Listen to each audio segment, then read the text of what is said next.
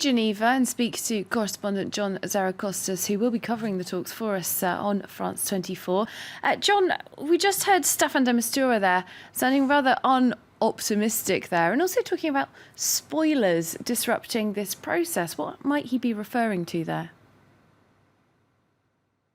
Well, he's had quite an experience of this in the previous rounds in 2016. You might recall in February 2016, the talks collapsed before they resumed, and the reason for that was the various sides had preconditions, and in particular both the opposition forces and the government were reluctant to go along with Mr. de Mistura. The government were trying to impose their agenda, and the opposition had their agenda. So it was very hard for Mr. de Mistura to put it together. And then you had the escalation of bombing by the Russians and the Syrians, and the talks tanked. Then there was a Russian and American agreement, and the talks resumed, but they failed again when the ceasefire didn't hold.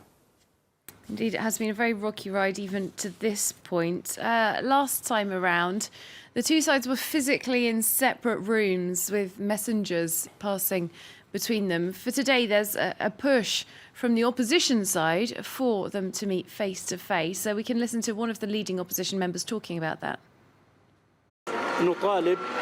We demand direct negotiations. We want to have direct negotiations. We don't want negotiations to happen like the last time, in rooms where we don't know who's there. We want to see real seriousness at the negotiating table.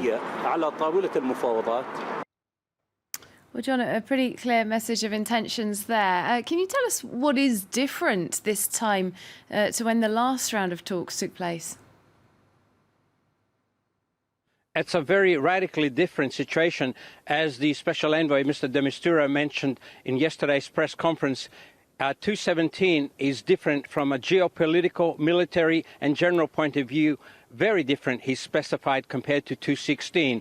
You have new players and new coalitions. You have Russian, Turkey and Iran ceasefire, whereas last year you had a US and Russia sponsored ceasefire before it unraveled.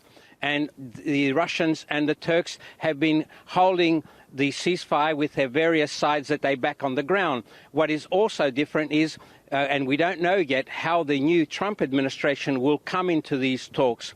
They do have a senior US State Department official in Geneva for these talks, the same official who was here last year. So it remains to be seen whether the Americans come in and whether the Syrians play ball and go along with the demands of the Russians. As you mentioned in the beginning, will they cease the bombing or continue the bombing during the talks? That remains to be seen. Secondly, the Iranians, will the Iranians hold back their militias that they support on the ground? And thirdly, will the Turks hold back their militias that they support on the ground? So these are a lot of ifs and hard situation for Mr. de Mistura to put it all together. Well, thanks very much, John Zarakostas, who will be covering those talks for us from Geneva throughout the day here on France 24.